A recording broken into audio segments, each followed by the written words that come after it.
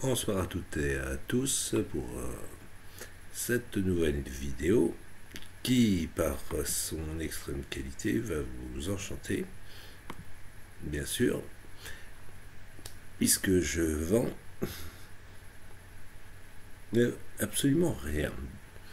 Donc, cette qualité sera à la hauteur du prix de la vente.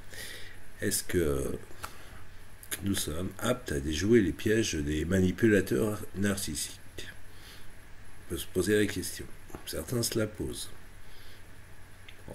Dans nos relations amoureuses ou amicales, au travail, chez le commerçant, nous sommes manipulés en permanence. Et oui, et nous manipulons tous aussi un peu. Allez, avouons-le. C'est un fait depuis quelques années, c'est aussi un sujet à la mode. Livres, magazines, de presse féminine ou de management, sites de coach et autres gourous de la communication, comme dans l'hypnose d'ailleurs. Tous essaient de décrypter ce phénomène. Pourquoi aujourd'hui parle-t-on de plus en plus de la manipulation et des pervers narcissiques? La manipulation serait-elle maintenant devenue le fléau de nos sociétés modernes? Ce qui est sûr, c'est que si elle a toujours existé, elle bénéficie aujourd'hui d'un terrain bien propice à son expansion. Et celui-ci résulte de plusieurs facteurs, bien sûr. Comme la perte de l'autorité, c'est notamment le cas dans la famille. L'autorité paternelle, traditionnelle, a fait long feu. L'autorité parentale est devenue presque tabou et la question de la punition, voire de la fessée, de plus en plus suspecte, pourrait être un jour interdite par la loi, un nouveau article de loi qui va peut-être bientôt sortir. Les parents sont avides de conseils et de stratégies éducatives pour obtenir, sans s'épuiser physiquement et moralement, ce qu'ils désirent de leurs enfants. Autrefois on ordonnait, aujourd'hui on manipule, on développe des stratégies éducatives et pédagogiques pour ne plus avoir à faire preuve d'autorité. La manipulation éducative devient la condition sine qua non pour collaborer et non plus se faire obéir.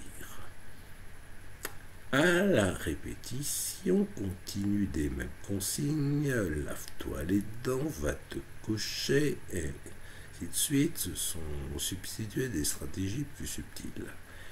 Est-ce que tu veux te coucher à 19h30 ou 20h? Ceci n'est-il pas un début de manipulation? Le chantage classique, si tu es sage, tu pourras regarder la télévision, lui a été remplacé par des paroles plus ambiguës. Es-tu capable de montrer autant de gentillesse qu'hier soir? Cela te permettrait de regarder la télévision. Et qu'en est-il par rapport aux menaces? Si tu finis ton assiette, tu seras privé de dessert. Elles se sont transformées en insinuations moins agressives et moins directes. Le dessert se gagne après avoir passé l'étape du plat principal. Entre autres stratégies manipulatoires. La compétition croissante et omniprésente dans tous les domaines de la vie. La compétition exacerbée pour la réussite sociale, tant professionnelle que familiale et même de couple, impose des règles émergentes que l'on doit suivre. Pour y faire face, des stratégies inédites de conquête de la réussite voient le jour. Aujourd'hui, il ne suffit plus d'être bon pour réussir. Il faut paraître. Il faut être meilleur que l'autre, coûte que coûte. Pour y parvenir, il faut assujettir l'autre, le manipuler, pour obtenir ce que on veut de lui, quitte à le nier pour parvenir à arriver à ses fins. L'individuation de la société, l'image sociale de chaque individu est devenue prépondérante. Chacun se doit de défendre et d'imposer avant tout son image. L'homme narcissique tombe amoureux de sa représentation dans l'eau de la rivière.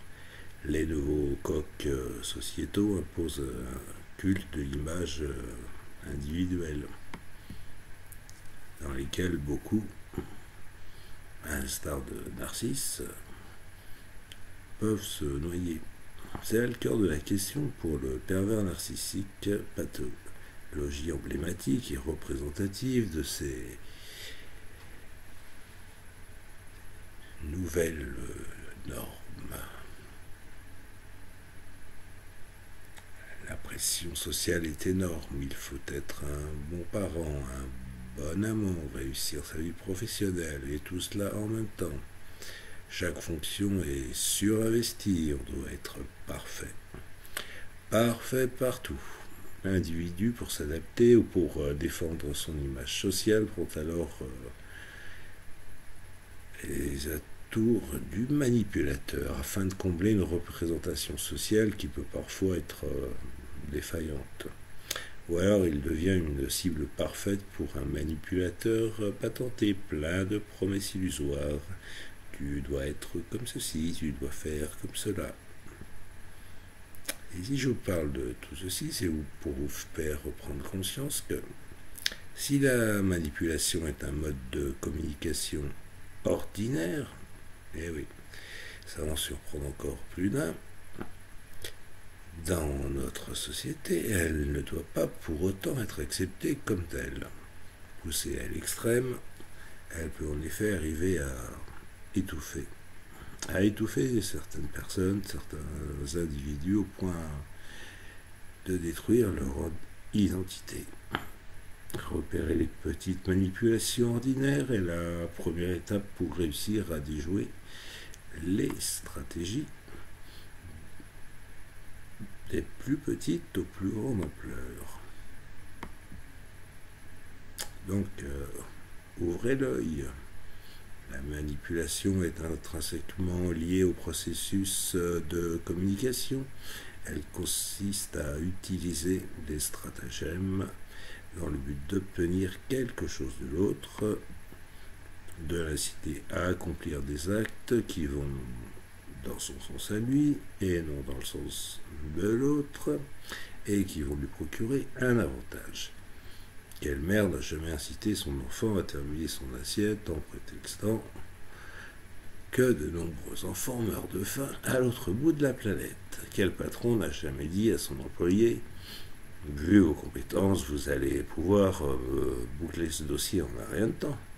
Quel employé, à l'inverse, n'a jamais fait de zèle auprès de son boss dans l'espoir d'obtenir une promotion? Quel mari n'a jamais offert un bouquet de fleurs à sa femme pour se faire pardonner l'oubli de son anniversaire? Quelle femme n'a jamais dit à une amie: après tout ce qu'on a partagé ensemble, tu ne peux pas me faire ça? Ou insister pour sortir avec elle alors qu'elle vient de lui opposer un refus? Allez, tu verras, on va bien s'amuser. Ouais, bien sûr. Chacun de nous est confronté en permanence dans toutes les sphères de sa vie à des situations de manipulation, que ce soit dans le couple, dans le travail, dans la famille. Dans chacune de ces sphères, la manipulation revêt des visages différents. Mais il existe une constante. La manipulation s'exerce toujours entre des personnes qui ont un lien entre elles, qui représentent quelque chose l'une pour l'autre, et cela quelle que soit la nature de ce lien. Comme c'est surprenant. Il peut être librement choisi, dans le cas du couple, ou de l'amitié par exemple, naturel, dans le cas de la famille, ou subi, par force des choses, dans le cas du travail. Dans le couple, parlons-en du couple. Le couple est un des lieux privilégiés de la manipulation, car il repose sur une relation entre deux personnes qui s'engagent l'une vis-à-vis de l'autre. Dès la phase d'approche, attention, la séduction peut être envisagée comme une forme de manipulation. À quoi servent donc toutes ces flatteries? c'est les compliments ou les cadeaux, sinon à s'attirer les faveurs de l'autre. Loin d'être répréhensible, cette forme de manipulation est simplement inhérente aux relations humaines. Et une fois la relation installée, l'amour conçu à la base comme une relation bilatérale partagée peut, dans certains cas, tomber dans un rapport de force, dans le rapport de force entre les deux protagonistes. La manipulation affective peut être utilisée de manière ponctuelle par l'un ou par l'autre pour obtenir ce qu'il désire. Les disputes, les mésententes, les conflits font partie du quotidien de la vie, du quotidien de la vie du couple. Mais quand le couple dérape, c'est parfois parce que la relation d'amour s'est transformée en relation d'emprise. L'un des deux ne veut plus seulement obtenir quelque chose de l'autre, il veut aussi lui enlever son pouvoir de décision, sa volonté, sa personnalité. La confusion est à son apogée quand la victime de l'emprise se méprend sur la nature de la relation et se laisse phagocyter par ce subterfuge bien manipulatoire. Et l'ambition du manipulateur est alors de s'assurer du pouvoir qu'il exerce sur sa victime, mais non de satisfaire le lien amoureux. Quelle importance ce lien a-t-il pour lui dans le travail? Peut-être autre chose, mais la situation hiérarchique favorise la manipulation, car d'emblée une autorité est instaurée. Ouais, le grand chef, le PDG. On le voit bien, la manipulation est souvent le fait d'un supérieur sur son employé, rarement l'inverse. Quand elle se déroule entre collègues, priori du même niveau hiérarchique, il y a le plus souvent un enjeu de pouvoir, l'un et l'autre ayant des vues sur un poste plus important, ou l'un essayant d'écraser l'autre pour arriver à ses fins, plus vite, plus rapidement, plus efficacement. Au quotidien, les petits stratagèmes de manipulation, pas toujours très avouables, pour chipper un dossier important à un collègue, pour se faire mousser auprès de son chef, pour obtenir une promotion, pour se motiver à faire des heures supplémentaires, ne sont pas un délit, même s'ils peuvent parfois être difficiles à digérer. Mais quand ceux-ci deviennent répétés, ciblés, la manipulation peut se révéler extrêmement destructrice, ce que l'on appelle souvent harcèlement moral. Dans le monde de l'entreprise, est particulièrement dangereux, car ils mettent en péril toute la vie de la victime, à la fois sur le plan professionnel, remise en question des compétences et personnelles, baisse d'estime de soi, dépression, burn-out, malgré l'existence d'une législation, ça, on pourrait bien en parler de cette législation qui vise à défendre et protéger les victimes. La manipulation perverse peut durer des années sans qu'on puisse rien y faire, sauf une seule chose, prendre la fuite. Dans la famille. La famille, c'est vicieux aussi. La manipulation se déroule généralement entre l'enfant et ses parents, dans un sens comme dans un autre. La manipulation ordinaire n'a rien de malsain ou de répréhensible. On ne va pas leur mettre des PV. Le parent fait miroiter à son enfant une récompense pour l'inciter à terminer son assiette, à aller se coucher, à bien travailler à l'école. À l'inverse, l'enfant, lui aussi, peut manipuler ses parents pour obtenir ce qu'il désire. Un bonbon, un coucher plus tardif, une nouvelle console de jeu, un téléphone, un smartphone, en utilisant divers stratagèmes, notamment la menace de faire une crise s'il n'obtient pas ce qu'il veut. Mais dans certains cas, la manipulation devient perverse. Elle est de ce fait, et le fait du parent qui refuse de voir son autorité remise en question et son enfant acquérir son autonomie qui est légitime, et sa personnalité propre dans la construction de la personnalité de l'enfant.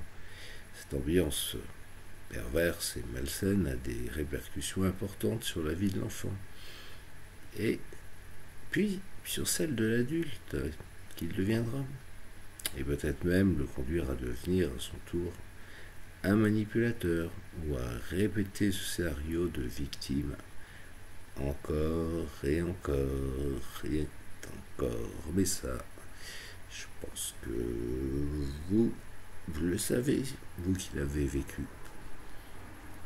Dans l'amitié, ici encore, la manipulation se joue autour de l'engagement. Se déclarer ami engage en effet à tenir un certain nombre de promesses, qu'elles soient explicites ou implicites. On ne se juge pas, on reste fidèle l'un l'autre, on est prêt à s'épauler, quoi qu'il arrive. Si la manipulation se joue principalement entre deux, c'est toujours plus ou moins deux. En fait, c'est toujours deux meilleurs amis, ce n'est pas un hasard. Cette relation intime, érigée au-dessus de toutes les autres, porte déjà en elle l'idée d'exclusivité et donc de manipulation. Dans la vie quotidienne, alors là, les occasions d'être manipulé sont très nombreuses. La publicité, le vendeur sur les marchés, le démarcheur à domicile, au téléphone, ils utilisent tous les mêmes techniques pour parvenir à leur fin. Ils prétendent vous écouter et vous comprendre, vous flattent et gagnent votre confiance dans le seul et unique but de vous faire ouvrir votre porte-monnaie et vous faire acheter leurs produits sans trop vous poser de questions, comme dans tous les emails que vous recevez, avec des pubs où vous avez gagné le droit d'être tiré au sort. Et comme ça, on capte votre adresse email, vos coordonnées et autres. Et attention au danger. Les différents buts de la manipulation, ils sont partout. Mais la manipulation, surtout, elle revêt des visages très différents. Pour bien comprendre ces enjeux, on peut distinguer différents types de manipulation en fonction des buts poursuivis par celui qui manipule. On peut schématiser ces différents buts d'une certaine manière, comme par exemple un couple d'amis vous montre les photos de ses dernières vacances à l'île Maurice dans l'espoir de vous donner l'envie de partir avec eux cette année. Dans un magasin de vêtements, une vendeuse vous flatte, cette tenue va ravir. Ouais, c'est ça. Son objectif est clair, vous faire acheter le vêtement que vous êtes en train d'essayer. Autre but de la manipulation, l'adhésion à un idéal religieux, un groupe. Là, je pense à Facebook. Politique ou idéologique. Elle regroupe les stratégies mises en œuvre par les sectes ou les partis politiques pour vous convaincre d'adhérer à leurs idées. Parce que si vous n'adhérez pas aux idées des réseaux sociaux, vous vous faites jeter en beauté. Alors que soi-disant, tout est amour et bonté. Votre conjoint vous dit, lui, de toute façon, je sais bien, tu n'es plus amoureuse de moi. Comme au premier jour, son objectif est que vous le rassuriez sur l'intensité de votre amour. Au téléphone, votre ami vous raconte sa rupture amoureuse et se plaint. Je ne suis pas belle, je ne suis pas intelligente, je ne plairai jamais à personne. Ce qu'elle attend de vous, c'est que vous lui disiez exactement le contraire, et donc la rassuriez sur l'image qu'elle se fait d'elle-même. Dans tous les cas, la manipulation vise à acquérir quelque chose de manquant. Et là, on tourne toujours autour du manque. Du manque et de la sensation de vide. Qu'il s'agisse d'une chose matérielle ou immatérielle, qu'elle implique un enjeu de pouvoir, de puissance, elle a pour but d'emporter l'adhésion de l'autre, de faire basculer l'autorité, bon, de l'autre côté, et donc d'obtenir à son tour un pouvoir de décision. Cet enjeu autour de l'autorité permet également d'établir une gradation dans la manipulation, de la plus ordinaire à la plus perverse. Par exemple, l'enfant qui manipule sa mère pour acheter des bonbons le fait pour accéder à une certaine puissance. Une puissance qu'il n'a pas pour pouvoir acquérir le pouvoir de décision qui lui échappe. Le commercial. Oh, le commercial. Bon Dieu. Qui manipule son acheteur potentiel, cherche à influencer son pouvoir de décision, à prendre la part de décision à sa place et à imposer son autorité de soi-disant expert. Ouais. Le pervers narcissique, alors lui, il revient encore, évidemment. Lui cherche à acquérir l'image qui lui fait défaut, à prendre le contrôle de la vie de l'autre et même à être l'autre.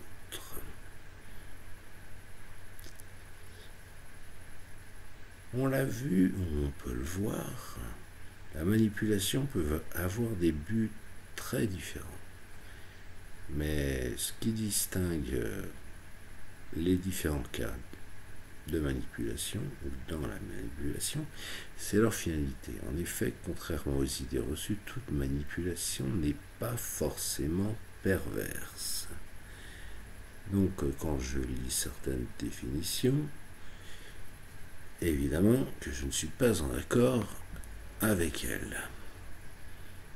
Quand un commercial, par exemple, vous manipule pour vous inciter à acheter un vêtement ou un service, ce processus n'est pas forcément perverti. La personne ne fait finalement que son travail, ce qu'on lui demande, pour gagner sa vie, pour nourrir sa famille, sans objectif malsain derrière. En revanche, ce processus peut être perverti quand la manipulation a pour objectif la malveillance, la destruction de l'autre. En clair, quand il s'agit d'une simple escroquerie. Le manipulateur veut vous faire croire que ce qu'il veut vendre, c'est de l'or en barre, alors qu'en réalité, il ne s'agit que du métal doré, que d'un métal doré. En fait, c'est juste d'aluminium. Voilà pourquoi il existe plusieurs sortes de types de manipulation qui ne sont pas toutes perverses, contrairement à ce qu'on raconte partout et à ce que beaucoup de gens pensent et croient, parce qu'ils sont eux aussi manipulés et vont vous tenir un discours de personnes manipulées sans se rendre compte qu'ils sont manipulés tout en vous manipulant. Ils deviennent aussi eux-mêmes des manipulateurs.